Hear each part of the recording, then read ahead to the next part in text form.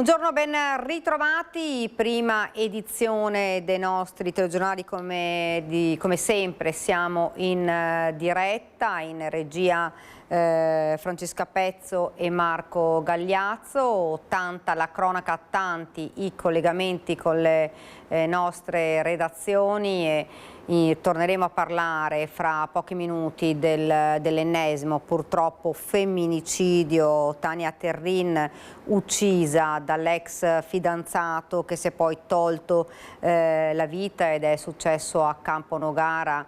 Sentiremo insomma tutti i risvolti di questa vicenda, poi andremo anche a Treviso, dove è stato arrestato un uomo già con braccialetto elettronico che continuava ad avvicinarsi ad una donna.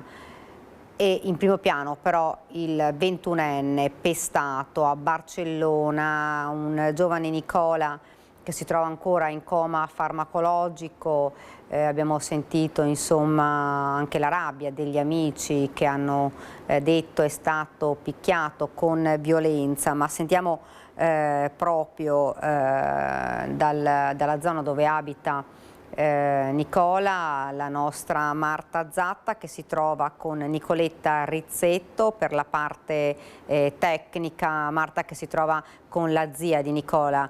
Marta, buongiorno. Sì, buongiorno Daniela, buongiorno anche ai nostri telespettatori. Esatto, sono momenti davvero concitati anche per sapere come sta Nicola Maggiotto, il 21enne di Asolo, che nella serata di mercoledì è stato brutalmente picchiato da un gruppo di ragazzi, una quindicina si pensa, di seconda generazione, che ora è finito all'ospedale di Barcellona in condizioni, appunto siamo qui proprio con la zia di Nicola, Anita Pellizzari. Siamo nel comune di San Zenone degli Azzolini, perché la zia è proprio sindaca in questo comune, assessora scusi, in questo comune, per capire le sue condizioni, se ci sono aggiornamenti. Allora, a questa mattina le condizioni di Nicola rimangono comunque stabili, non ci sono state evoluzioni di nessun tipo. Però mi preme dire che ho sentito questa mattina i genitori di Nicola, mia sorella e mio cognato, che chiedono di smorzare un pochino i toni, non soltanto per preservare appunto questo momento di ansia e di attesa che tiene ferme le nostre famiglie, ma anche per preservare gli amici di Nicola, che comunque, anche se sono tornati sulle loro gambe a casa, hanno vissuto un trauma, e quindi anche per proteggere loro, che devono rielaborare questo evento grave che hanno vissuto sulla loro pelle. Ci tengono inoltre a ringraziare tutti quanti quelli che si sono spesi dalle autorità, il sindaco di Asolo e anche il mio sindaco, a cui mi sono rivolta subito, per cercare di aiutarci in qualsiasi modo possibile. Sono in costante contatto con il consolato italiano, stanno ricevendo aiuto anche e soprattutto dal reparto infermieristico dell'ospedale, che li ha aiutati a trovare un alloggio, e appunto sono in costante contatto con l'ambasciata. Per quanto riguarda invece le indagini, sono in corso e di conseguenza non ci sono aggiornamenti. Dobbiamo lasciare che la tensione cali un pochino per riuscire a concentrarci su quelle che sono le cose importanti. Prima di tutto che Nicola torni a casa presto e soprattutto che la giustizia insomma faccia il suo corso con i tempi che saranno necessari. Ecco, io ringrazio davvero l'assessore. Ci ha chiesto proprio insomma un momento anche di riservatezza, come è giusto che sia anche in questi casi. La ringraziamo comunque per insomma averci aggiornato anche sulle condizioni di Nicola. Ora noi vi lasciamo a un servizio di Lucio Zanato perché ci racconta appunto quei momenti concitati di quella sera, anche attraverso le testimonianze dei ragazzi che erano con lui. Inizialmente sembravano anche molto come si può dire, amichevoli comunque.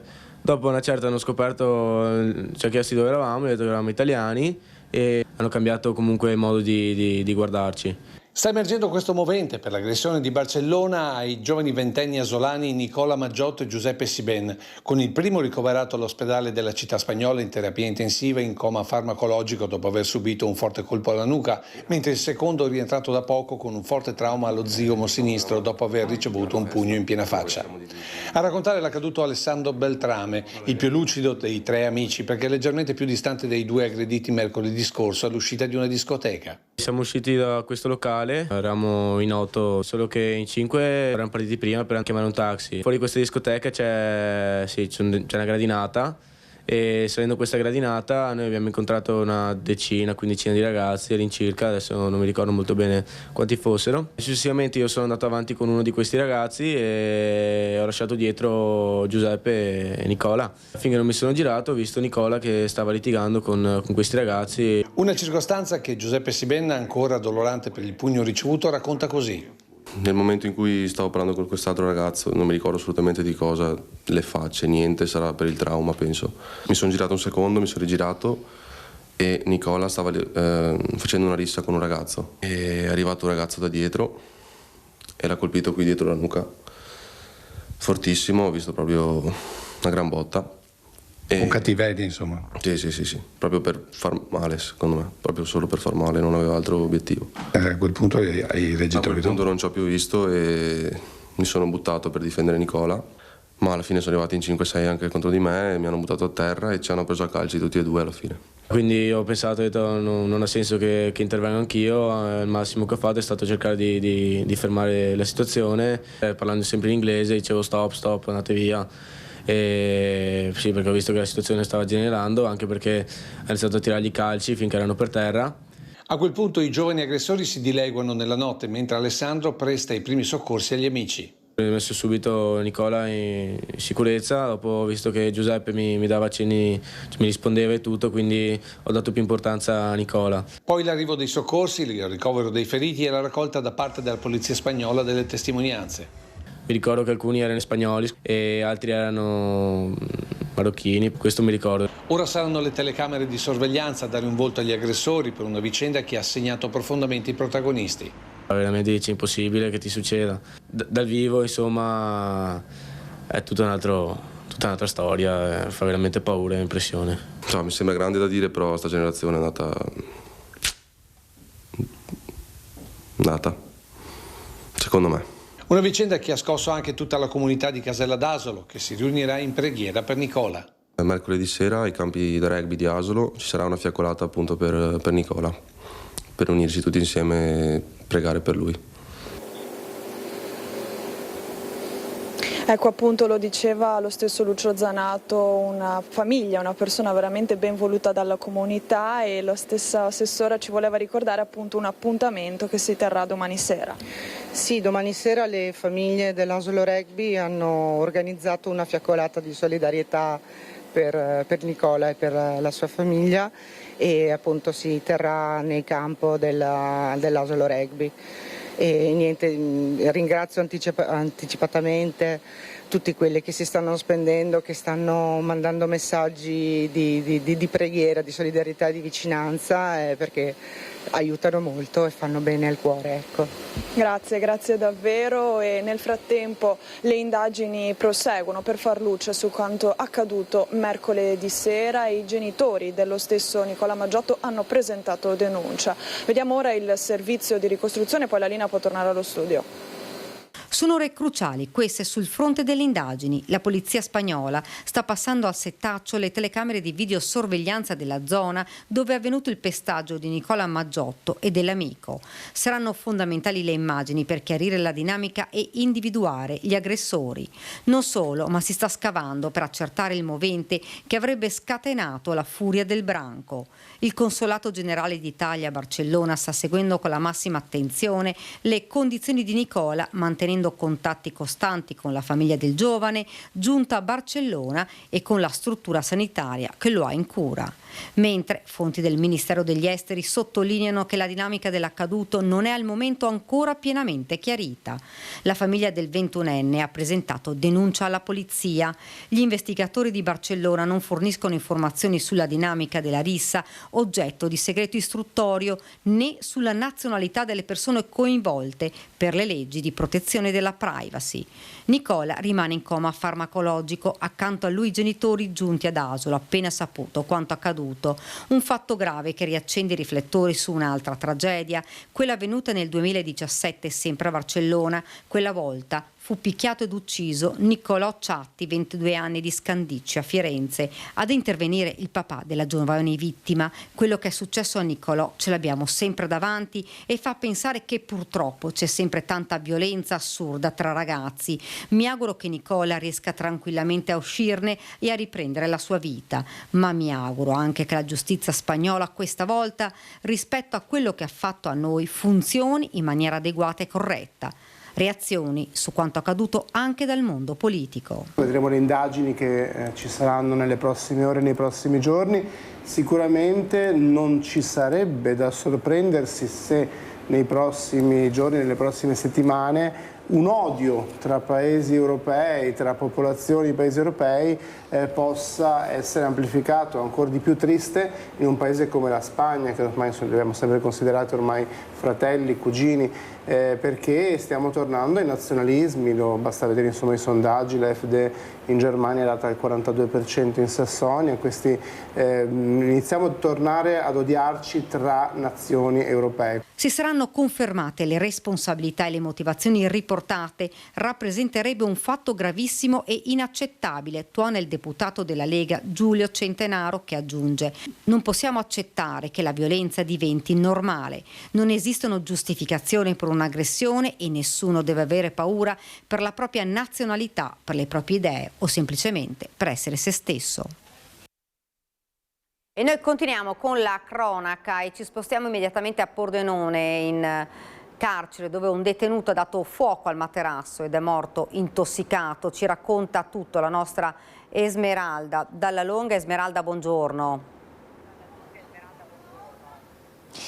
Buongiorno Daniele, buongiorno a tutti i telespettatori. Ci troviamo, come vedete, davanti al carcere e alle mie spalle proprio la finestra del primo piano che vedete annerita, come mostrano le immagini, dove nelle scorse ore, più precisamente dopo le 11 di stanotte, si è consumata una tragedia. Ha perso la vita un cittadino di origini egiziane di soli 19 anni dopo aver appiccato volontariamente il fuoco al materasso della propria cella, al primo piano della struttura. Secondo le prime ricostruzioni, il ragazzo, prima di appiccare il rogo, avrebbe barricato l'ingresso spingendo una sedia contro la porta per ostacolare i soccorsi e solo dopo ha dato inizio al rogo. Una dinamica che farebbe presupporre un gesto estremo e volontario, ma ora la procura e anche le autorità competenti cercheranno di fare piena luce sulle esatte dinamiche, sulle motivazioni innanzitutto di questo gesto.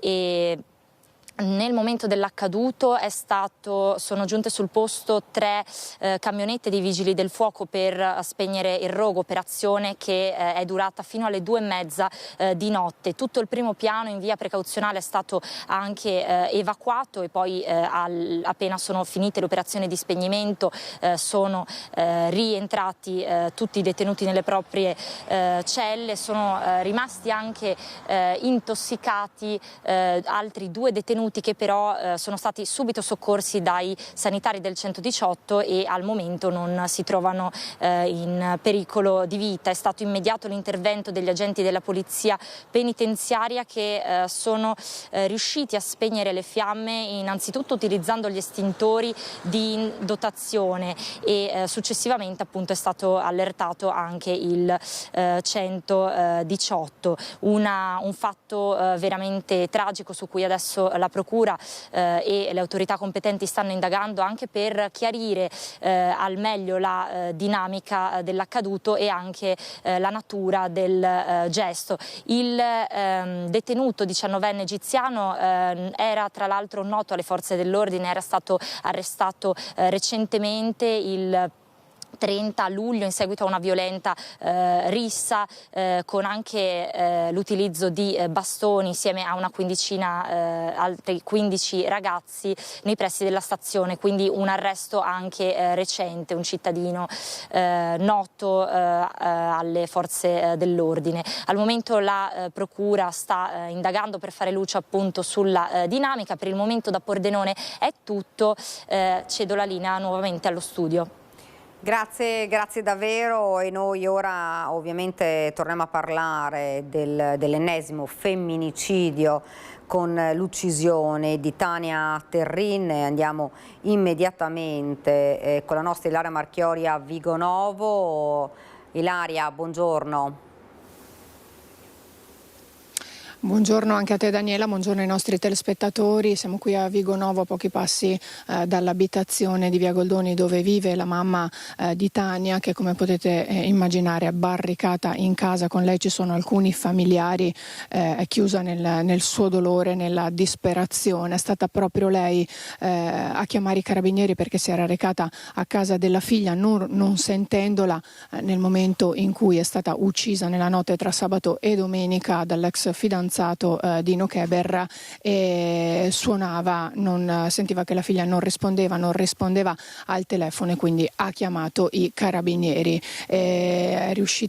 Siamo riusciti ad estrapolare qualche dichiarazione della donna, che però come potete immaginare non esce più dalla sua abitazione, e tra l'altro, come vedete alle mie spalle, i carabinieri sono appena usciti da casa, probabilmente per raccogliere ulteriori dettagli che possano far luce su quello che sia accaduto realmente, sulla dinamica di quella sera, perché ancora non è chiaro come lui possa essere entrato in casa nel momento in cui c'era stato un ammonimento a giugno dato dal questore in seguito alla denuncia alla querela che Tania aveva presentato ad aprile ai carabinieri, poco dopo essere stata aggredita sempre da Keber, che aveva già tentato di strangolarla, e secondo quanto avrebbe dichiarato la mamma, in realtà Tania era stata dai carabinieri già 7 o 8 volte per segnalare gli episodi di violenza di Keber.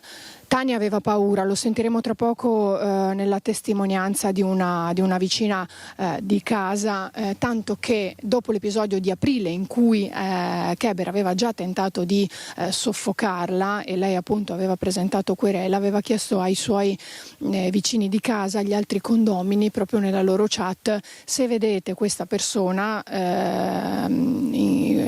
inserendo anche una fotografia in modo che lo potessero riconoscere, non apritegli la porta, non fatelo entrare, proprio perché era terrorizzata. Parliamo di una persona, Dino Keber, lo si sta scoprendo nelle ultime ore, che da sempre viveva un disagio psicofisico, una giovinezza molto, molto complessa, con profonde fragilità. Tra l'altro lui, di professione meccanico, la sua grande passione erano i motori.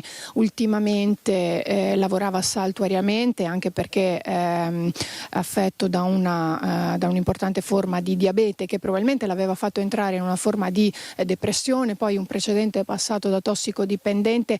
Evidentemente la fine della relazione con Tania gli ha fatto perdere definitivamente le staffe, anche perché aveva un matrimonio fallito alle spalle, ha una figlia, per cui la situazione deve essere degenerata. gli inquirenti stanno cercando di capire che cosa sia realmente accaduto, perché quella sera lui fosse riuscito a entrare a casa di Tania. Ma sentiamo la testimonianza della vicina ai nostri microfoni in questo servizio. A me ha colpito, ma vabbè, all'inizio sono tutti carini e buoni e poi mi ha detto me lo ritrovo spesso qui sotto, quindi vabbè, no, lei aveva paura. Tragedia. Io sono sconvolta.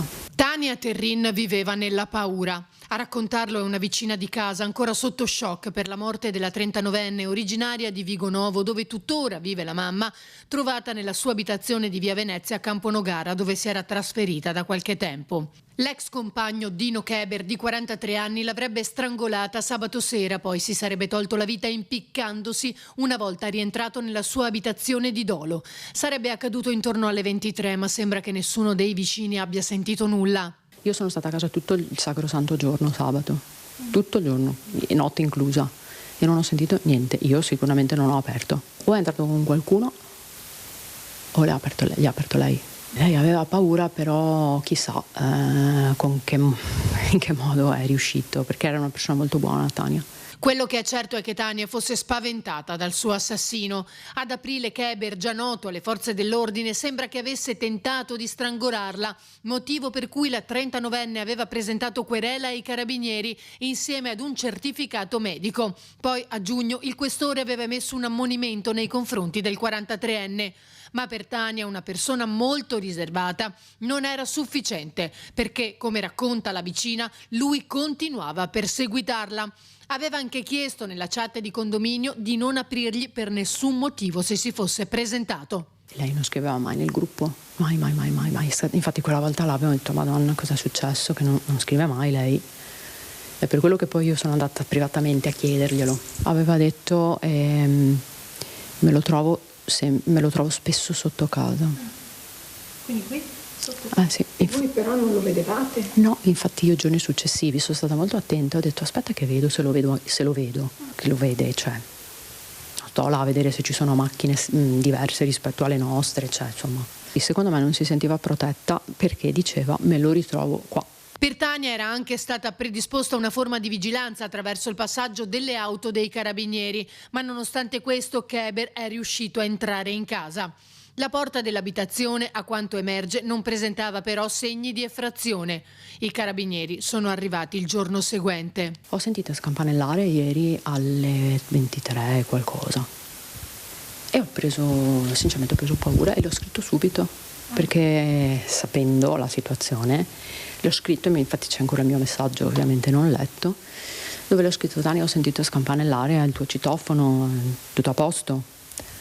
Chiaramente non ho lettura, non ho niente, perché all'ultimo accesso sabato, poi ho percepito che c'erano già i carabinieri, quindi io non sono... Erano loro che scampanellavano per farsi aprire. Ora gli investigatori sono al lavoro per ricostruire le ultime ore di vita della donna e chiarire la dinamica dell'omicidio. Il cordoglio del sindaco di Camponogara. Non vivevano assieme, molti momenti si erano rincontrati e poi è finita in tragedia. L'ennesimo femminicidio è diventata ormai, ogni giorno si apprendono questo tipo di notizie e c'è molto rammarico, soprattutto quando si tratta di giovani. Nel frattempo l'immobile dove viveva Keber è stato posto sotto sequestro per permettere le indagini degli investigatori. Il cane che lui aveva è stato preso in custodia dagli amici, molti dei quali ancora si interrogano se fosse possibile fare qualcosa per aiutarlo e per evitare questa tragedia, questo ennesimo femminicidio. Sentiamo ora le parole del sindaco di Dolo, Gianluigi Naletto. Io qui da Vigonovo restituisco la linea allo studio. Il Comune di Dolo o i servizi sociali erano a conoscenza delle denunce precedenti e della pericolosità del soggetto che risiedeva nel suo territorio, il sindaco?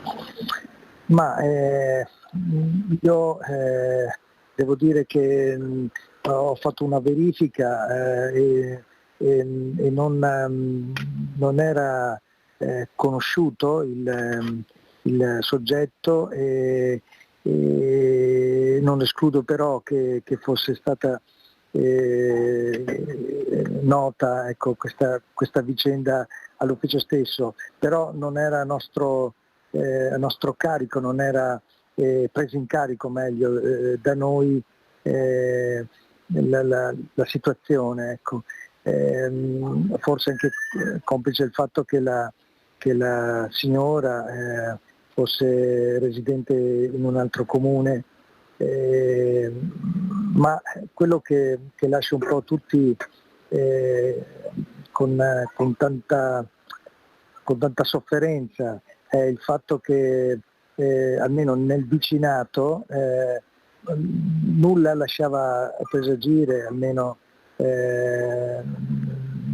all'esterno, ecco, una vicenda così drammatica, così anche che segna e che ha segnato poi, ecco, un epilogo tragico.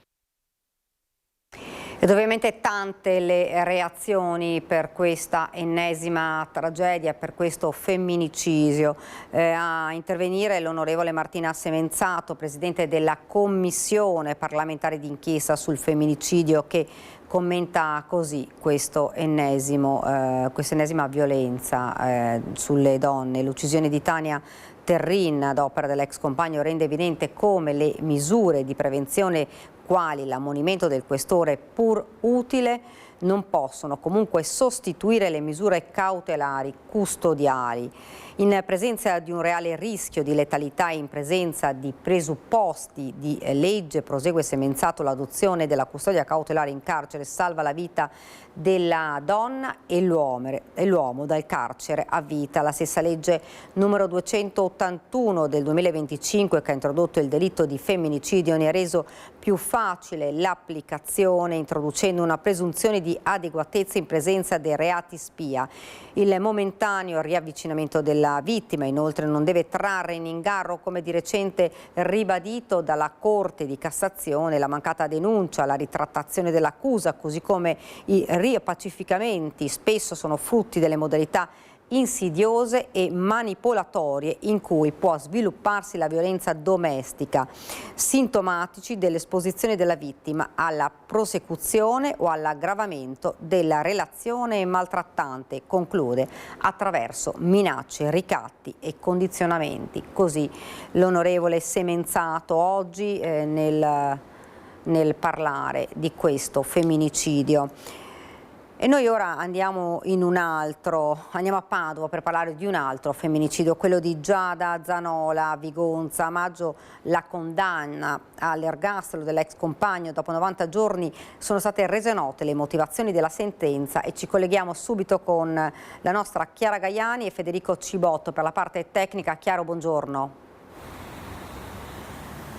Daniela, buongiorno ai telespettatori di Antenna 3. Sì, lo dicevi, il 14 maggio scorso la Corte d'Assise del Tribunale di Padova aveva condannato all'ergastolo Andrea Favero, 41 anni, ex camionista, anche ex compagno di Giada Zanola, un femminicidio davvero dai contorni terribili, quello accaduto a Vigonza nella notte tra il 28 e il 29 maggio del 2024. La donna infatti è stata gettata dal cavalcavia lungo l'autostrada 4, poco più di 1 chilometro dall'abitazione dove viveva con l'uomo e con il loro figlio. Un femminicidio che dapprima pareva si trattasse di un suicidio, poi le indagini avevano portato all'arresto e il 14 maggio scorso la condanna all'ergastolo di Andrea Favero. Ecco, le motivazioni della sentenza sono state rese pubbliche come accade dopo i 90 giorni. Ascoltate appunto il servizio che noi abbiamo preparato in redazione, poi ringrazio Federico Cibotto per la collaborazione tecnica e la linea può tornare a voi. Non c'era premeditazione, ma un atto legato alla gelosia e alla disperazione per la fine del loro rapporto e per la perdita del figlio. Depositata la sentenza che ha portato la Corte d'Assise del Tribunale di Padova, presieduta dalla giudice Mariella Fino, a condannare il 14 maggio scorso all'ergastolo Andrea Favero, il 41enne ex camionista che nella notte tra il 28 e il 29 maggio del 2024 gettò dal cavalcavia Giada Zanola, la ex compagna di 33 anni, la mamma di suo figlio dopo averla drogata. 2 giorni difficili, quelli che hanno portato al gesto, secondo la ricostruzione dei giudici. Dopo un primo litigio nella notte tra il 28 e il 29 maggio, l'aggressione finale che ha portato alla morte della donna lanciata da un cavalcavia lungo la A4 a Vigonza, a pochi chilometri da casa. I giudici hanno escluso l'ipotesi del suicidio. Giada, a cui erano state somministrate benzodiazepine contro la sua volontà, non sarebbe stata in grado di arrampicarsi su quel cavalcavia per poi lanciarsi nel vuoto. Esclusa anche l'ipotesi dell'incidente. La difesa di Andrea Favero aveva accolto la condanna all'ergastolo e annunciato la volontà di presentare ricorso. E nel pomeriggio di ieri alle 18 i militari del nucleo operativo e radiomobile di Treviso hanno arrestato in flagrante un 27enne trevigiano accusato di aver violato il divieto di avvicinamento disposto dal GIP del Tribunale di Treviso nell'ambito di un procedimento riconducibile al codice rosso e alla violenza sulle donne. Il giovane, nonostante il braccialetto elettronico, si sarebbe recato in un bar di Treviso dove si trovava la donna di 49 anni a cui era stato vietato di avvicinarsi. Alla vista del 27enne la malcapitata ha subito segnalato la violazione della distanza prescritta, facendo scattare l'allarme. Ricevuta la segnalazione, la centrale operativa dei Carabinieri ha inviato sul posto un autoradio del NOR. Il 27enne è stato rintracciato ed arrestato in flagrante. Il giovane ha trascorso la notte nelle camere di sicurezza del Comando Provinciale dei Carabinieri di Treviso e nella mattinata di oggi è comparso davanti al giudice per l'udienza di convalida. E noi poi continueremo nella seconda parte di questa prima edizione a parlare del femminicidio, a parlare della violenza sulle donne con la vicepresidente dell'Ordine Psicologi del Veneto e poi anche con la presidente di Telefono Rosa di Treviso. Ora cambiamo però decisamente argomento e andiamo nel bellunese. Il maltempo ieri ha colpito, maltempo che era annunciato, ha colpito la provincia di Belluno causando danni a macchia di leoparde. A Incino di Arsiè c'è stata una tromba d'aria, ci racconta tutto il nostro Fabio Fioravanti insieme a Stefano Bozzi per la parte tecnica. Fabio, buongiorno. Buongiorno, grazie per la linea. Siamo appunto ad Incino. Stefano sta inquadrando proprio il tetto della chiesa ed è incredibile come il maltempo, la tromba d'aria, quello che è stato l'evento atmosferico, si sia concentrata su quel punto, perché le case circostanti, ce ne sono anche di molto vicine, ce n'è una proprio qua e poi la vedete alle spalle del sindaco, hanno subito pochissimi danni, soltanto qualche tegola già rimessa a posto, ma ieri sera appunto alle 18 è successo quello che vi stiamo raccontando e il sindaco in pratica alle 18 era già qua. Sì, eravamo già qua pronti con la protezione civile, che ringrazio. Poi abbiamo allertato anche i vigili del fuoco e i volontari dell'Enel, perché purtroppo il tetto è caduto sui fili, ha tranciato i fili da corrente e tutta la frazione è rimasta al secco. Ecco, per spiegare, fra l'altro, chiedo a Stefano se si possono vedere i cavi adesso che sono stati ripristinati, perché il tetto che adesso è per terra si era appoggiato su questi cavi che in realtà avevano creato una sorta di tettoia. Hanno dovuto tranciare i cavi dalle 6 fino alle 23, la frazione rimasta senza corrente, bravissimi tecnici anche dell'Enel a ripristinare tutto in poche ore, ma quei cavi sono nuovi perché li hanno dovuti rimettere nuovi, li hanno tagliati per poter mettere a terra, se guardiamo verso il basso, per poter mettere a terra, guardate che quantità di tetto sollevato dalla chiesa, la cui struttura lignea invece si è salvata. Sì, sono stati molto bravi i tecnici dell'Enel, perché non è una situazione facile, perché il tetto era proprio, stava pendolando, era pericoloso, quindi hanno messo in sicurezza e sono rimasti fino alle 22:30 per poter dare la luce alla frazione. Tra l'altro parliamo di quintali e quintali di lamiera che è stata divelta dal maltempo. Sì, è stata una disgrazia dal punto di vista meteorologico perché ha colpito solo la chiesa, per fortuna non ci sono state altre situazioni e ci sarà un bel danno dopo, da questo punto di vista. Ripetiamo, per fortuna, per quanto riguarda le case e l'abitato, danni importanti non ci sono stati. Tanta paura ma non danni. Sì, tanta paura, c'è stato qualche albero che è crollato vicino al cimitero e con la protezione civile siamo sempre riusciti a toglierlo. Credo con questo abbiamo raccontato questa vicenda davvero particolare, giusta la definizione che avevi dato di maltempo macchia di leopardo. Questa è la macchia di leopardo di Incino, in comune di Arsè. Diamo di nuovo la linea allo studio. Grazie davvero a Fabio Fioravanti, noi ora ci fermiamo per una piccola pausa pubblicitaria e poi torniamo nuovamente in studio con altra cronaca.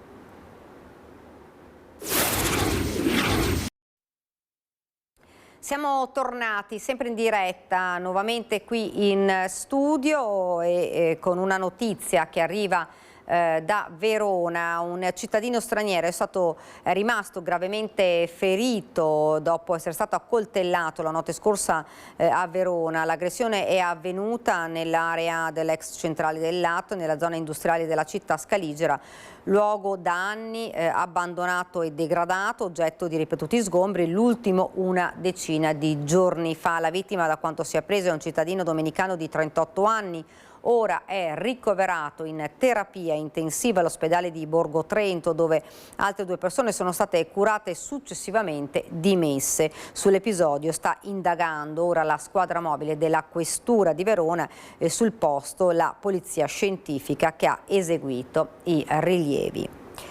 Ed ora invece torniamo, andiamo nel Vicentino, ad Altavilla Vicentina, paura nel comune e nei comuni circostanti per il pauroso incendio scoppiato in un'azienda di fodere per auto. Una densa nube di fumo si è sparsa nella zona, i cittadini invitati a chiudere gli infissi, i pompieri al lavoro per tutta la notte. Il punto della situazione con il sindaco Rossella Zatton e sul posto per noi Daniele Garbina e Simone Squarcina. Altavilla Vicentina, via Lago Maggiore, alle nostre spalle la Texicar, l'azienda che ha subito un spaventoso incendio ieri, fortunatamente diciamo subito senza vittime o persone coinvolte. Con me il sindaco Rossella Zatton, buongiorno. Buongiorno. Ecco, è stata una cosa comunque veramente impegnativa per i vigili del fuoco che hanno lavorato tutta la notte, 4 ore di intervento almeno intensivo perché l'incendio ha ripreso più volte. La preoccupazione è soprattutto per il fumo nero che è stato visibile a chilometri di distanza anche nei comuni circostanti, quindi la preoccupazione dei cittadini era anche quella per l'aria. Ecco, ci facciamo dire proprio l'aggiornamento in diretta, innanzitutto che preoccupazioni ci sono? Allora, le preoccupazioni ci sono state nel momento in cui c'è stata la divampazione dell'incendio con il fumo che andava proprio verso Montecchio e verso Brendola. Naturalmente ARPAV e ero qui anch'io, abbiamo avvisato i sindaci che dicessero appunto ai cittadini di chiudere le finestre, quantomeno. Questa mattina comunque finalmente il fuoco è stato arginato, è stato più o meno verso mezzanotte, l'una era già un po' sotto controllo, hanno dovuto intervenire comunque con acqua e anche schiume e tuttora fuma, quindi probabilmente dovranno intervenire con qualcosa di più forte perché purtroppo la tappezzeria ha dato il meglio di sé in questo caso. Ecco, diciamo subito che è un'azienda storica nella zona, produce tessuti per veicoli e mezzi in generale. L'origine dell'incendio è ancora al vaglio delle forze dell'ordine e tecnici che stanno facendo indagini, però qualche indiscrezione è arrivata. Sì, allora sembrerebbe che fosse una carica di una batteria al litio, di un caricatore, non so se di un abitatore o di qualcosa di simile, per cui da lì è partito e da lì si è divampato, insomma, quindi è stata un po' una sorpresa anche per loro che non si aspettavano che prendesse piede così. Purtroppo, ripeto, c'era tanta tappezzeria e c'era tappezzeria anche sopra, che c'era la chiesa pentecostale, quindi lì ha dato una bella fiammata. Abbiamo capito che i danni comunque sono molto ingenti, al momento è difficile anche fare solo dare un'ipotesi oppure riuscite a avere qualche ipotesi? Io vorrei intanto rassicurare sul fatto che l'aria al momento non ci sono più problemi, le acque lo stesso, stiamo facendo delle verifiche sui materiali che sono bruciati proprio per essere tranquilli disponibili, nel tardo pomeriggio avremo delle risposte ulteriori. Comunque l'edificio verrà dichiarato inagibile fin tanto che non produrranno i dovuti accertamenti per dire che poi in effetti possono rientrare, quindi dovranno prendere comunque un ingegnere che verifichi lo stato dell'edificio.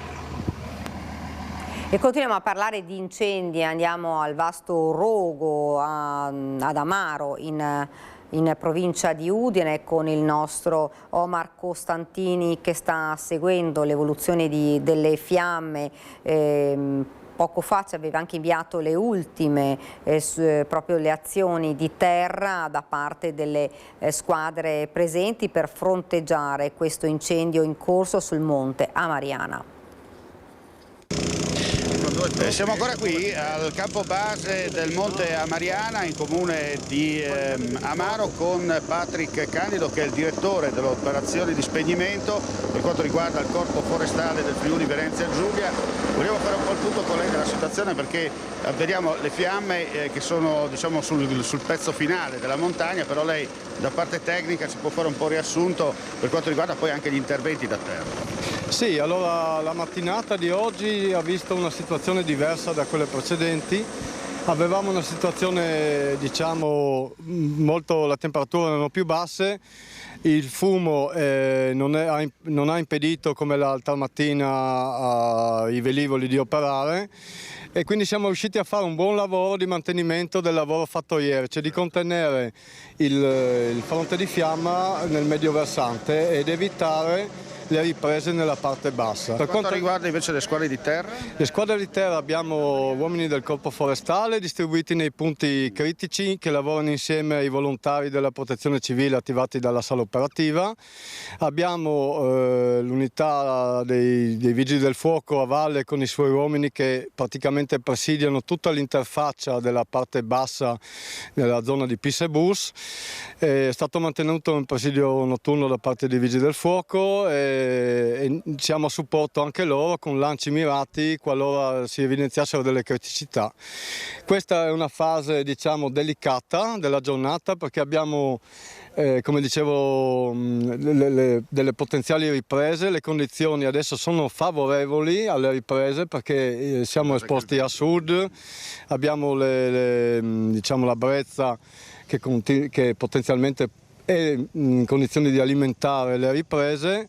Quindi si tratta di mantenere il fronte, noi abbiamo un ancoraggio obiettivo di perimetro accettabile che dobbiamo cercare di mantenere per evitare che poi sia messo a rischio tutta la parte di bosco che continua, che adesso non è visibile da questa angolazione. Basta che dire buon lavoro nella speranza che arrivi la pioggia. Ce la mettiamo tutta.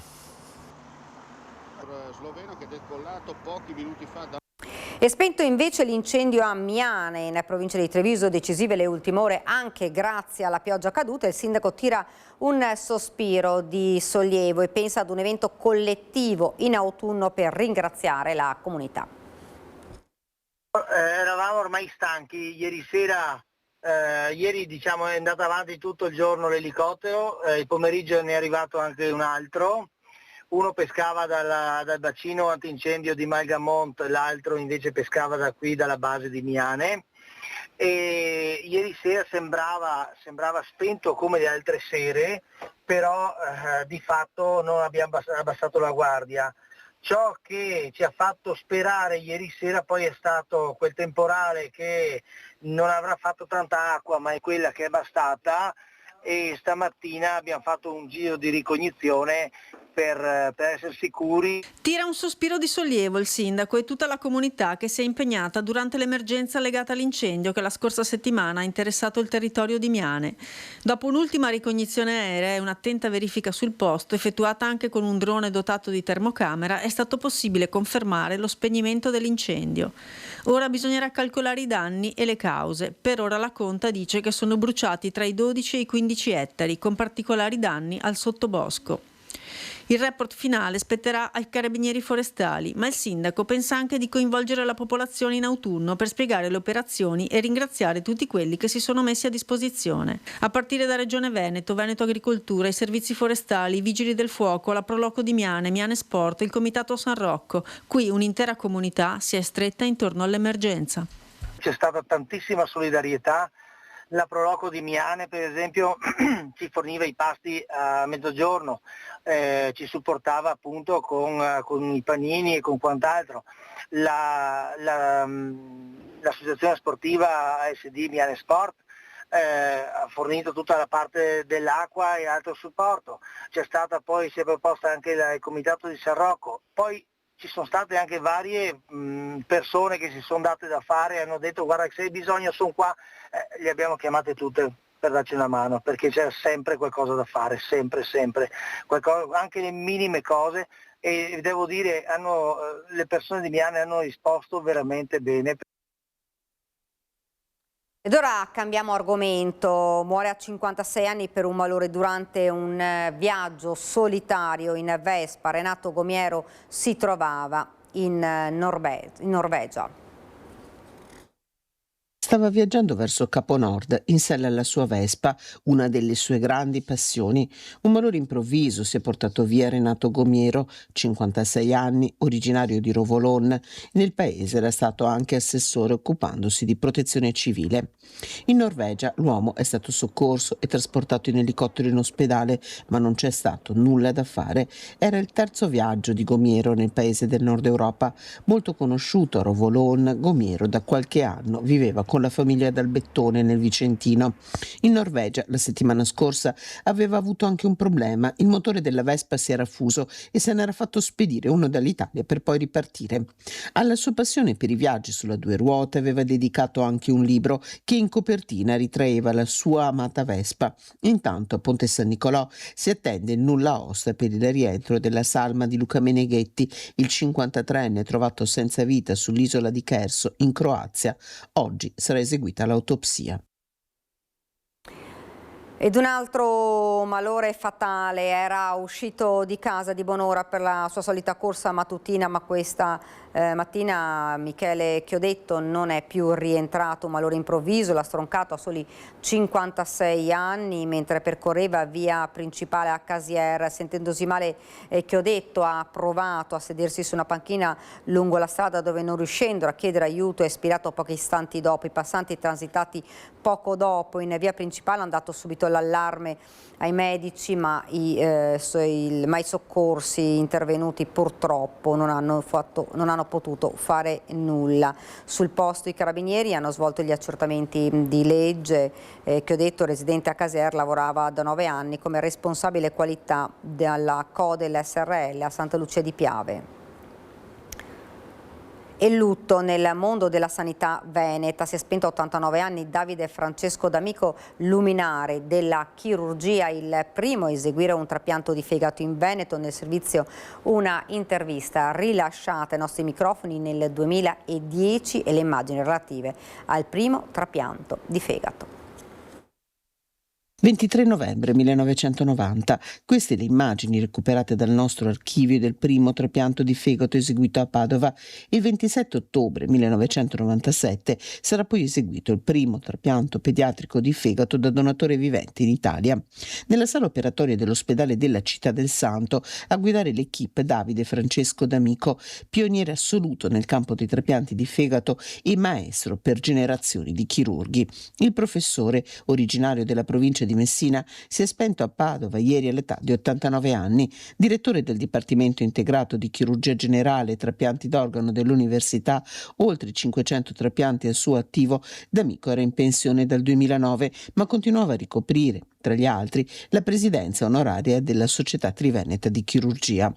Nel 2010, così ai nostri microfoni, D'Amico ricordava il primo trapianto di fegato eseguito in città. La prima paziente era una donna, le si chiamava Lidia Filice, veniva da Catanzaro, era una donna con una cirrosi biliare primitiva ed è stata una donna che era consapevole del fatto che il nostro centro per la prima volta affrontava questa esperienza. Lascia la moglie e i 2 figli, ma lascia soprattutto un grande vuoto in chi ha guardato a lui come guida e maestro. Al dolore si è unita tutta la comunità scientifica, accademica, in primis la rettrice del Bo Daniela Mapelli. Cordoglio è stato espresso anche dal presidente del Veneto Alberto Stefani.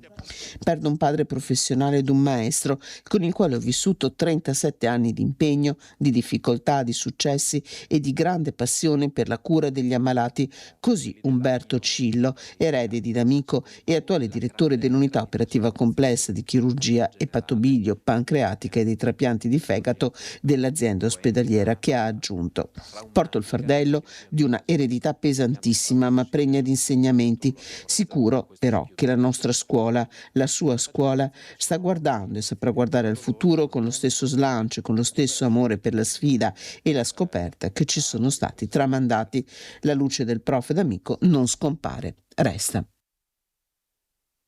Ed ora, come avevo annunciato prima, torniamo a parlare della violenza sulle donne, dell'ennesimo purtroppo femminicidio avvenuto nel veneziano con l'uccisione di Tania Terrino, e lo facciamo insieme a Federica Sandi, vicepresidente dell'Ordine Psicologi del Veneto. Buongiorno. Buongiorno.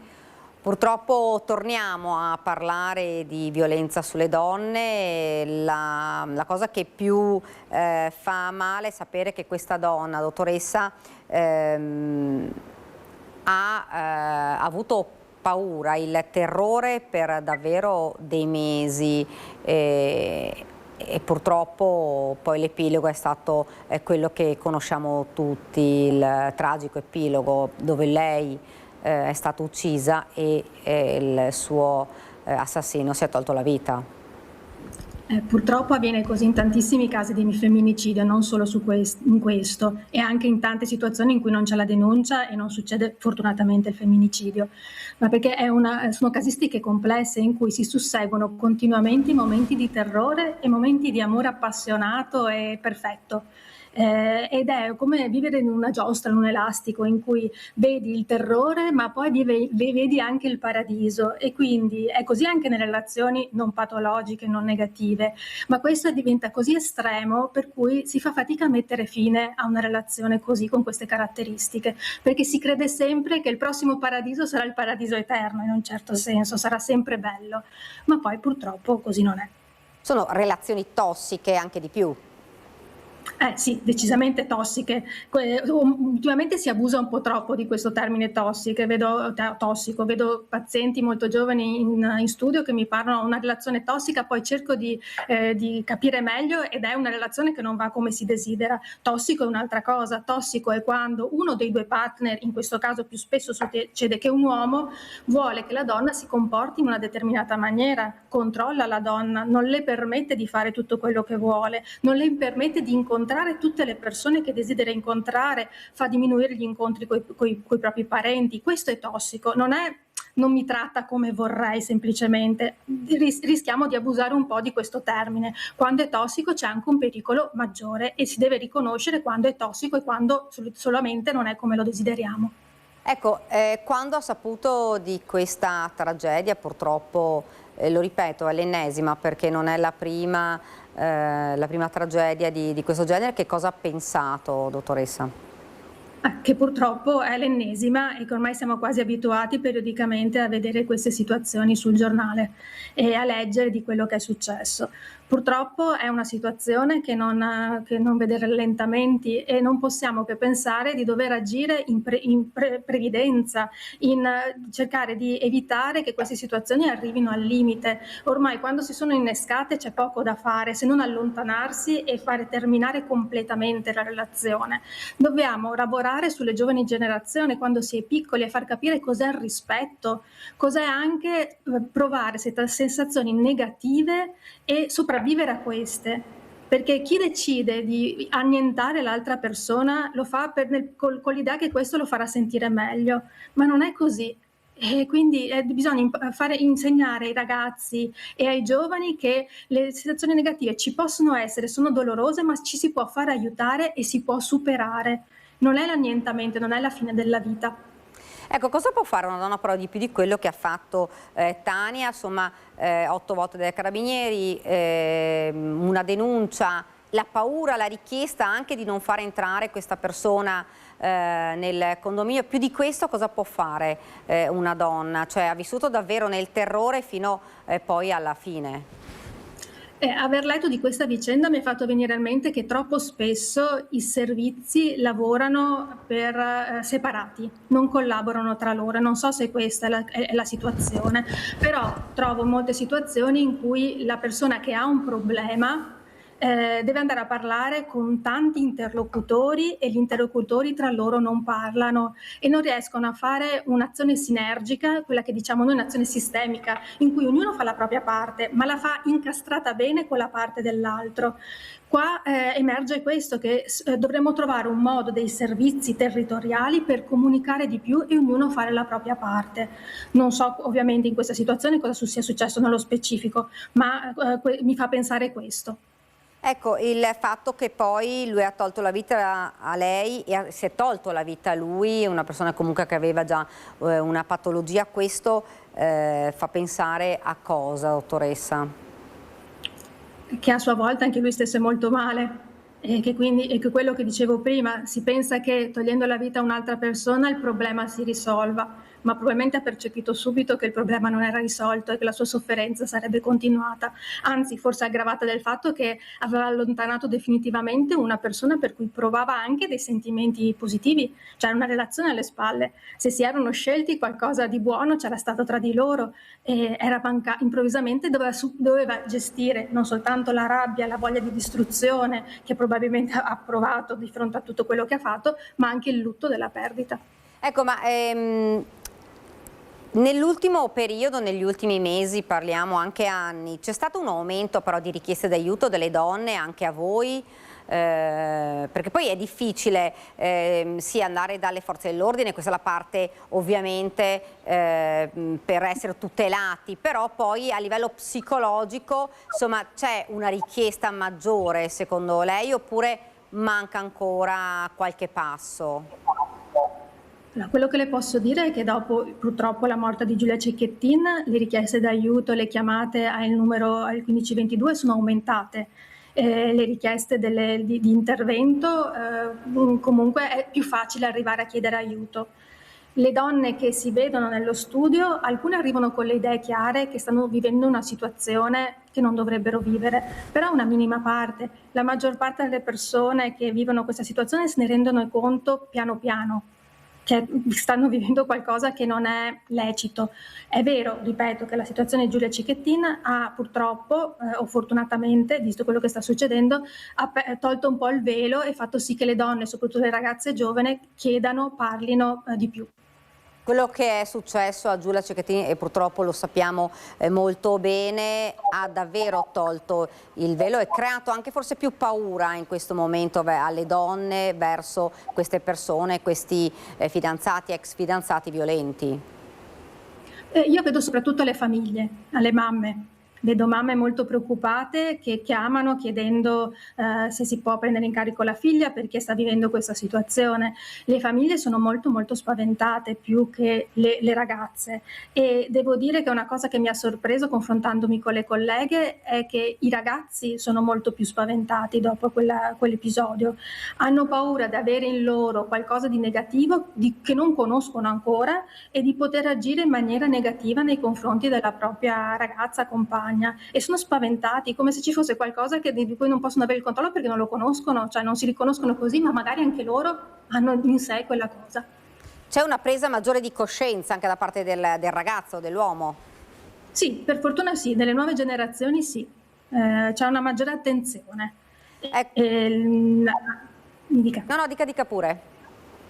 No, dei ragazzi giovani ne parlano, si rendono conto che potrebbero agire delle cose negative, si sentono però in difficoltà a comportarsi, non sanno qual è la cosa giusta, tanto che ultime ricerche dicono che i ragazzi molto giovani preferiscono non stare in coppia, perché la coppia è troppo difficile. Quindi meglio separati che non insieme perché dopo nascono i problemi anche relazionali che potrebbero essere anche gravi.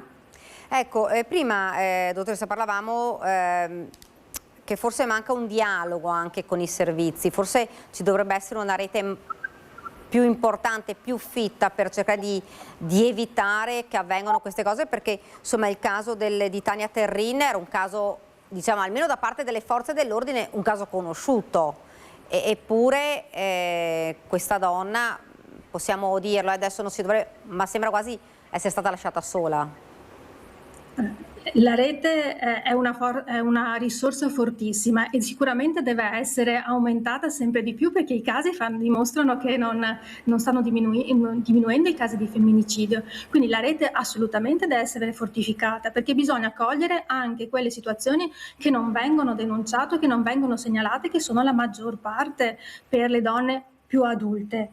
Quindi sono più la fascia delle quarantenni che fa fatica ancora a rivolgersi, quindi sono le persone attorno che devono essere i primi segnalanti, anche con i servizi. Se lei dovesse lanciare un appello a queste donne, perché purtroppo come Tania Terrin ci saranno altre donne che sono nella stessa condizione e stanno vivendo la stessa paura. Di non aver paura di parlare e che se sono vittime saranno rispettate. Purtroppo in Italia spesso la vittima si sente accusata, colpevolizzata, ma non deve essere questo il processo. Le donne devono parlare, devono essere chiare e devono cercare aiuto. Io la ringrazio davvero e speriamo insomma di aver lanciato un appello importante per queste donne. Grazie davvero. Grazie a lei, buona giornata. Grazie. Noi ci fermiamo, qualche istante di pubblicità, poi torniamo nuovamente in studio e continueremo a parlare di questo ennesimo femminicidio in Veneto.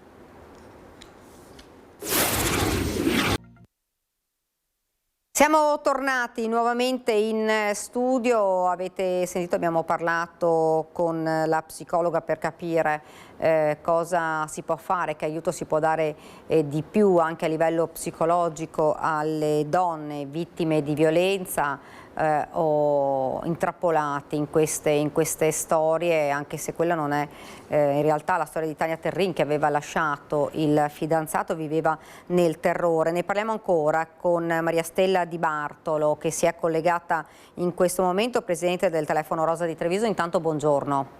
Buongiorno a voi, buongiorno a lei.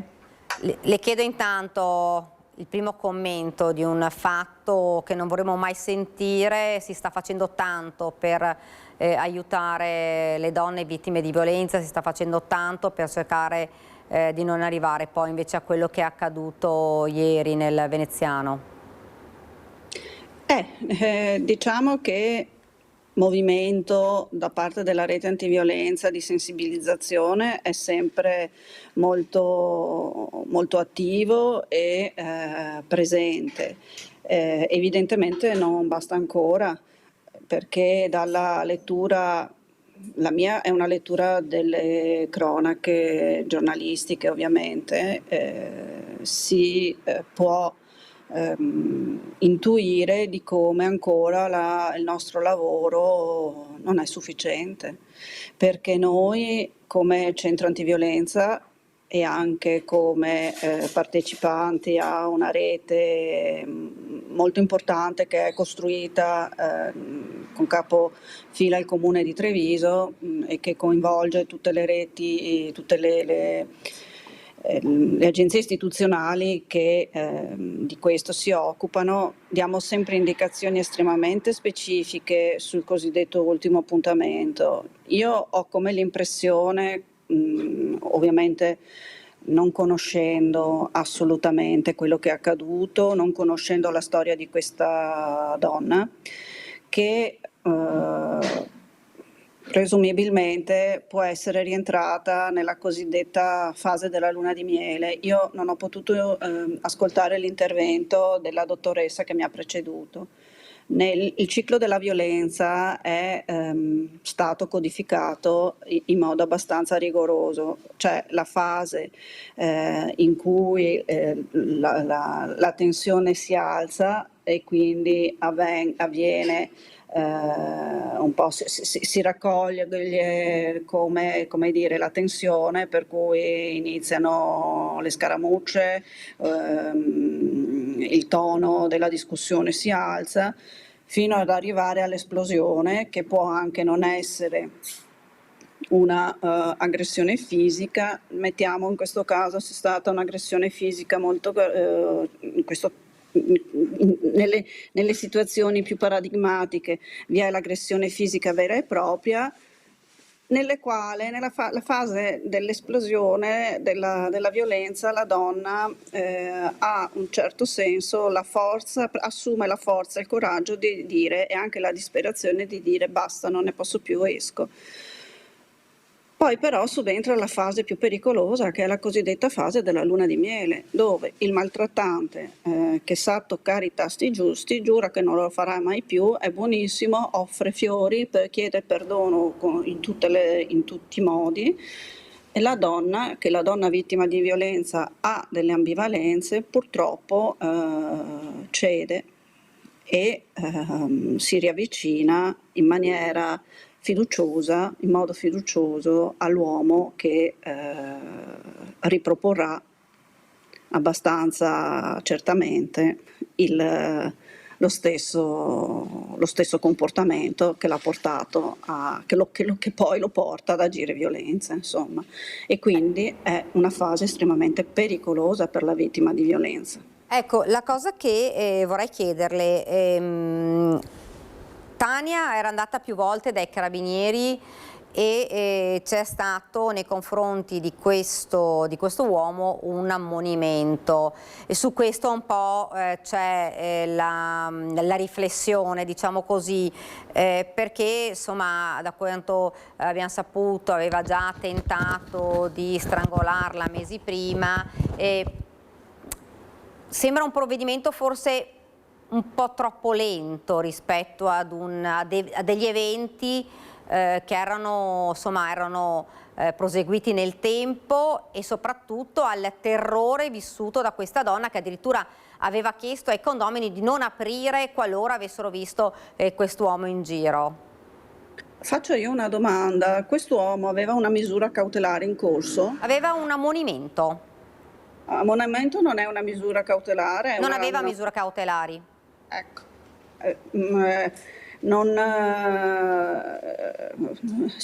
bisogna qui vedere un po' qual è la storia giudiziaria di questa ennesima aggressione. L'ammonimento è una sorta di cartellino giallo che si dà all'uomo. Evidentemente l'uomo aveva ritenuto di essersi comportato sufficientemente bene per poter infischiarsene dell'ammonimento, insomma. È difficile.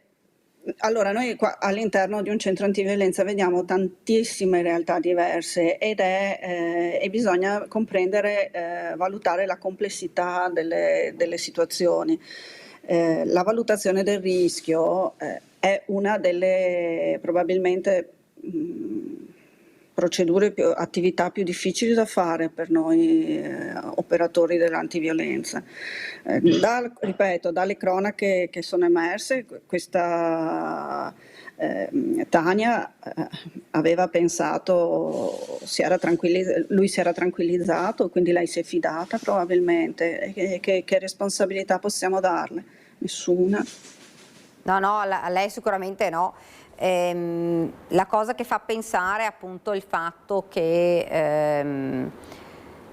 non ci siano forse provvedimenti più importanti anche prima che poi succeda quello che è successo, perché insomma sembra che si sia rivolta ai carabinieri ben 7-8 volte, non è poco. Cosa può fare una donna di più per chiedere aiuto? Allora, per emettere le misure cautelari evidentemente ci devono essere dei presupposti che non so se sono stati valutati, se sono stati chiesti o se erano tali da prevedere appunto la misura cautelare. Bisognerebbe leggere gli atti della querela, la querela, insomma quello che è stato fatto anche nello stesso ammonimento. Io su questo terreno, che è estremamente scivoloso, preferisco rimanere un po' a quella che è la questione. Non vorrei entrare perché non conosco la storia. Noi come donne, alle nostre donne o comunque quando incontriamo anche le ragazze, i ragazzi, diciamo sempre che non si accetta mai l'ultimo appuntamento o comunque se di andare non andare mai da sole. Non fidarsi mai di persone, lei ha fatto tutto quello che poteva fare umanamente, però come purtroppo sappiamo che a volte la fase cosiddetta della luna di miele è estremamente pericolosa perché abbassa la difesa della donna. E può succedere che il maltrattante ne approfitti e sbagli. Come numeri, Presidente, lì ovviamente qui nel Trevigiano, non so se le anche numeri veneti, c'è un aumento di richieste di aiuto? Anche a telefono rosa? Siamo sempre allora, siamo oltre 200 per quanto riguarda noi come centro antiviolenza telefono rosa di Treviso, siamo oltre le 200 richieste di aiuto e il trend è un po' in aumento ma relativamente costante rispetto agli anni precedenti. Quindi non è che sia un dato ottimo, non c'è un aumento esponenziale, però la sostanziale costanza di numeri non è che sia diciamo una buona notizia. Ecco, lei diceva 200 le richieste in quanto tempo? Io le parlo entro i primi dati rilevati sono del primo semestre e noi siamo solo uno dei 5 antiviolenza della provincia di Treviso. Sono molto alti. Consideri che i nostri accessi, noi di contatti noi li abbiamo online, al telefono, di persona, sui social, quindi Presidente, purtroppo vediamo che continuiamo a non arrivare dove dovremmo arrivare. Sono soprattutto giovani o anche insomma un'età meno giovane, le richieste maggiori di aiuto? Di tutte le età, anche donne molto mature e ragazze giovani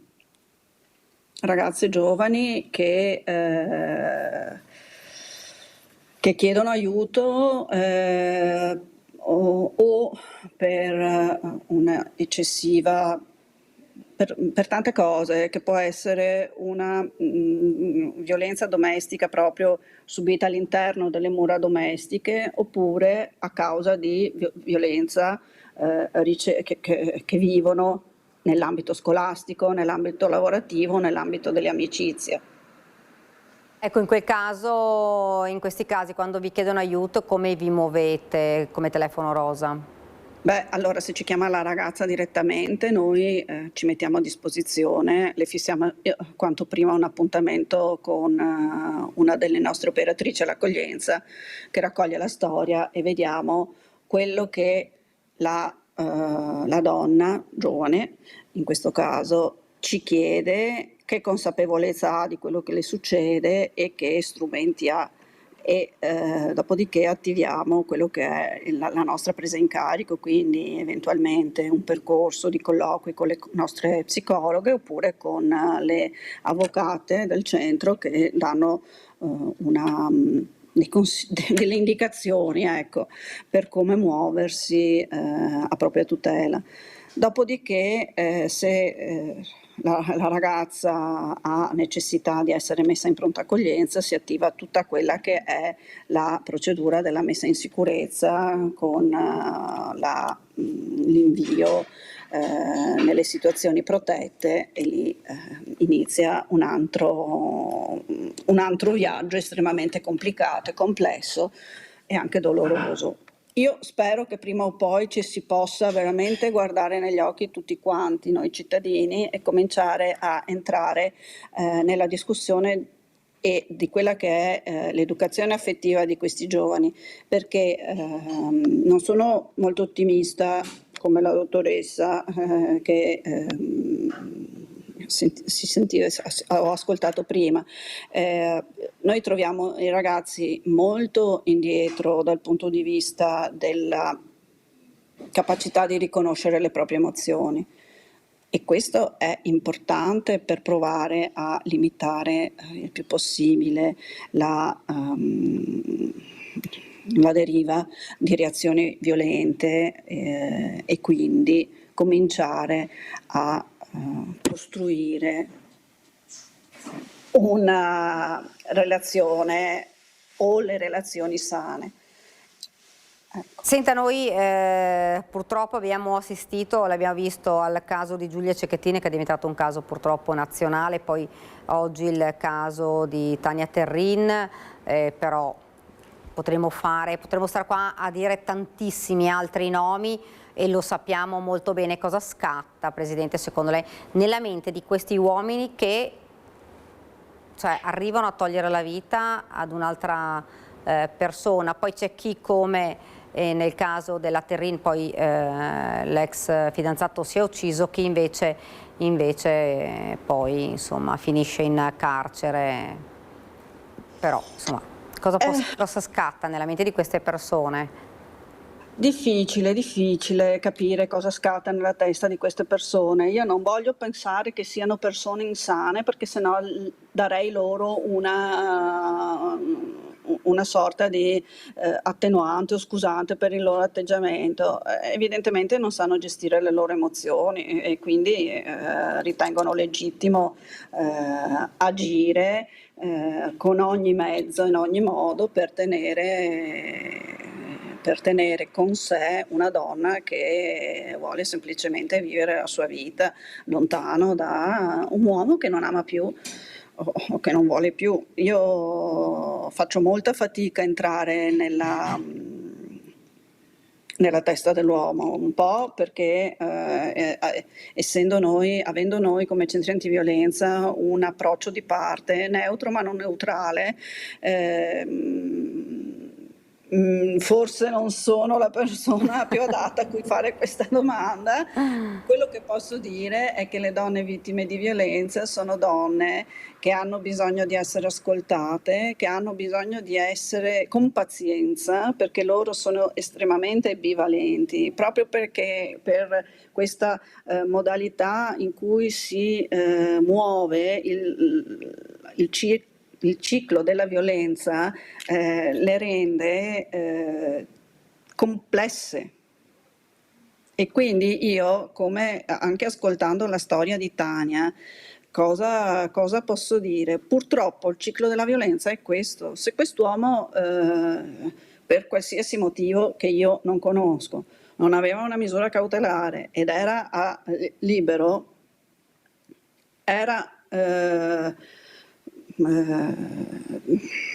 lei ci ha provato a tenersi distante da quest'uomo. Chissà questo come le si è presentato, perché il ciclo della violenza è micidiale. Senta, parlavamo prima di... E non si parla, e le donne hanno paura di parlare, no? Hanno paura dell'uomo e si vergognano. E purtroppo parlare con le donne vittime di violenza presuppone una preparazione importante che non tutti hanno, anche chi si occupa di prendere la loro storia. Ecco, Presidente, a tutte le donne, perché come Tania, che stanno vivendo una situazione definiamola complicata, ecco, del proprio rapporto in situazioni così estreme e difficili, l'invito è quello non solo ovviamente di rivolgersi alle forze dell'ordine, questo sicuro, però anche di rivolgersi ai centri antiviolenza, di rivolgersi a Telefono Rosa, di rivolgersi proprio ad associazioni che possono dare una mano anche a livello proprio effettivo. È che qualcuno magari ha paura di dire: ma se vado poi mi devo spostare, magari, ed è questo un po' il problema? Allora, noi come nostro metodo di lavoro, per noi l'importante è far sì che la donna intanto ci contatti e poi troviamo tutti i modi possibili e immaginabili per avvicinarci e parlare con lei in sicurezza. Entrare in un centro antiviolenza non è non è facile, ma non è nemmeno difficile. Nel momento in cui tu hai il coraggio di chiamarci, il più è fatto. Quindi noi invitiamo le donne a contattarci e tante volte noi ci sentiamo dire da donne che hanno storie importanti, ma voi ne sentirete tante, forse non sono nel posto giusto, invece sì. Anche semplicemente per fare domande, per confrontarci con noi e per capire se quella donna, per farci capire se quella donna si rende conto di quello che sta vivendo, perché stando tanti anni all'interno della violenza, la donna può anche non realizzare che la sua è effettivamente una storia di violenza, per cui io vi ringrazio che ci date comunque sempre la possibilità di parlare. E non spegniamo mai i riflettori sulla violenza di genere, perché è un fenomeno estremamente presente e profondo nella nostra società, con tante sfaccettature.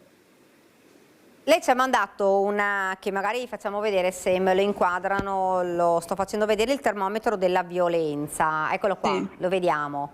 Sì. Di cosa si tratta, Presidente? Allora, all'interno della campagna di sensibilizzazione promossa dalla Regione Veneto, che si chiama Sicura, la rete che si cura di te, abbiamo realizzato questo volantino che può dare delle indicazioni di alcuni comportamenti attraverso appunto la realizzazione di questo termometro della violenza, che va dal verde, quindi vuol dire che i comportamenti sono corretti, la relazione è in una misura di parità, per cui è una relazione sana, fino ad arrivare al massimo in cui i comportamenti sono sbilanciati, sono veri e propri maltrattamenti. L'importante è chiedere aiuto alle forze dell'ordine, al pronto soccorso, che è eccezionale, anche le forze dell'ordine, al pronto soccorso può tenere anche le donne fino a 72 ore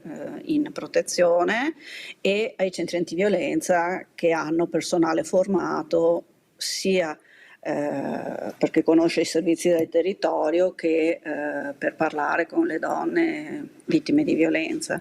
Comunque questi volantini noi li distribuiremo a partire, li abbiamo già cominciato, ma adesso da settembre, quando rientriamo nelle scuole, li distribuiremo, perché per noi è molto importante la sensibilizzazione nei ragazzi.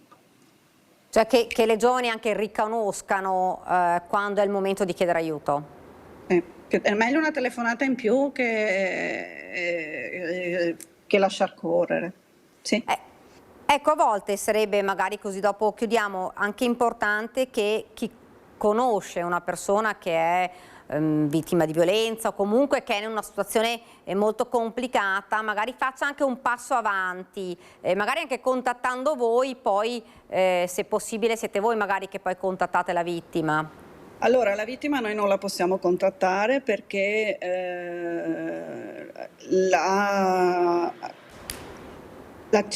deve essere un atto che fa la donna, dobbiamo sempre rispettare quella che è la volontà della donna. Se la donna ha paura, noi non possiamo aumentare la sua difficoltà. L'importante è che la donna sappia che noi ci siamo.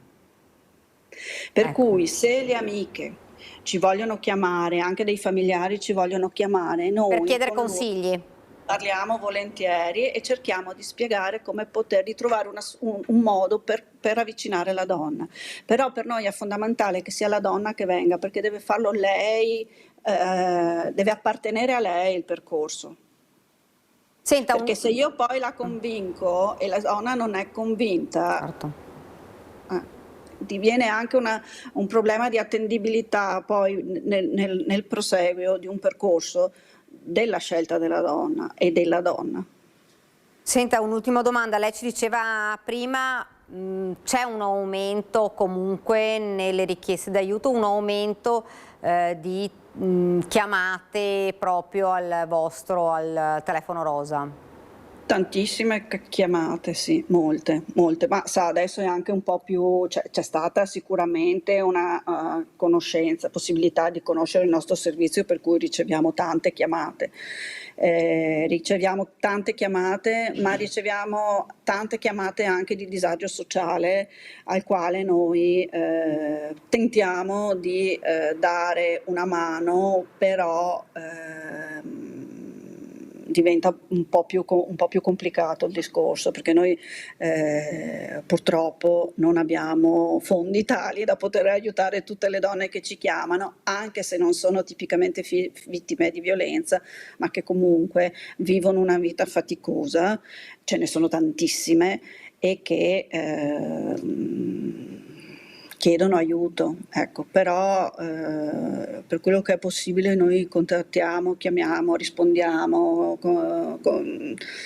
Noi, parlo per il centro a cui appartengo, ma penso sicuramente anche, sono sicura anche tutti gli altri centri. Ormai siamo quasi un servizio che non si occupa più solo di violenza.